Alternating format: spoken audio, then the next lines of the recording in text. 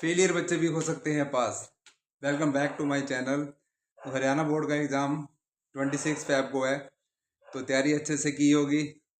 जिन्होंने नहीं की है तो वो मेरी वीडियो को ध्यान से सुने। तो जो चीज़ मैं बताऊंगा उसे ध्यान से सुनना है, जिससे आप पक्का पास हो जाएंगे। ठीक है, बाकी तैयारी अच्छे से करोगे तो मेरिट तो आएगी आएगी।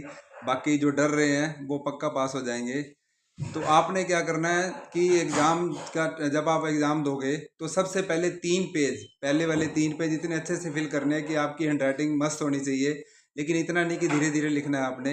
आपको जो चीज़ अच्छे से आती है, जैसे मान लो आपने डी सेक्शन शुरू किया, उसमें जो आपको अच्छे से आता है पहले वो कर लेना है। सेक्शन डी लिखना है, साथ में आपको क्वेश्चन सम का नंबर भी लिखना है। ठीक है, उसके बाद सी, ऐसे ही जो आपका सम आता है उसको अच्छे से करके सम का नंबर लिखना है, प्रॉपर लिखना है। ठीक है, उसके बाद सेक्शन बी, फिर सेक्शन ए करना है आपने। केस स्टडी भी करनी है आपने। ठीक है, तो आपने कोई भी क्वेश्चन जो आपको नहीं आता उसको छोड़ना नहीं है, उसको कुछ ना कुछ आपने करना है। देखो बच्चे, जो आप लिखोगे चाहे वो फॉर्मूला ही, अभी से फॉर्मूले सारे लर्न कर लो, कम से कम फॉर्मूले तो लर्न करो सारे। ठीक है, फॉर्मूले लर्न कर लो अच्छे से, उसको लिखो।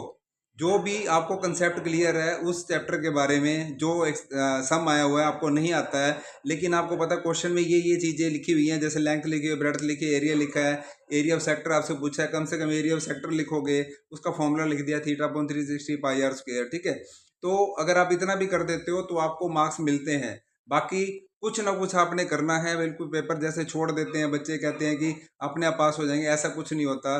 कि हर एग्जाम के अंदर, मतलब कि हर सम के अंदर आपने कुछ ना कुछ जरूर लिखना है। लिखने के मार्क्स होते हैं बेटे, खाली के कुछ मार्क्स नहीं होते हैं।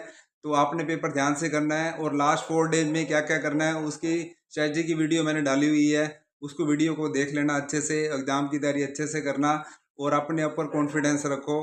खाली पेपर नहीं छोड़ना है। खाली का मतलब होता है कि कोई भी सम आपने खाली नहीं छोड़ना। बार बार ये कहूँगा, आपने ध्यान रखना है, हर चीज़ क्लियर लिखनी है। ऑप्शन में जैसे लिखोगे कि आपका ऑप्शन है, जैसे ए सेक्शन में मान लो कि आपका ABCD है, ठीक है, आपका आंसर आ गया C, तो C ऑप्शन के साथ आपने आंसर भी लिखना है। इन चीज़ों का प्रॉपर ध्यान रखना है आपने। और जैसे मैंने कहा कि 22 सम कर रहे हो तो उसको आपने लिखना है।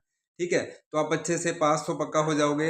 अगर बच्चे ने बहुत अच्छी तैयारी कर रखी है तो मेरिट तो पक्की है उसकी। ठीक है, तो आपने तैयारी अच्छे से करनी है, अभी भी टाइम है। देखो 4 दिन के अंदर आप बहुत कुछ कर सकते हो। ये मत सोचा करो कि टाइम बहुत कम रह गया, अब हमारे से नहीं होगा, ऐसा कुछ भी नहीं है। मेरी वीडियो सारी देखना ध्यान से कि कौन से आपने चैप्टर पहले उठाने हैं फिर उठाने हैं, मैंने सारी वीडियोज में बोला हुआ है, उसको ध्यान से जरूर देख लेना।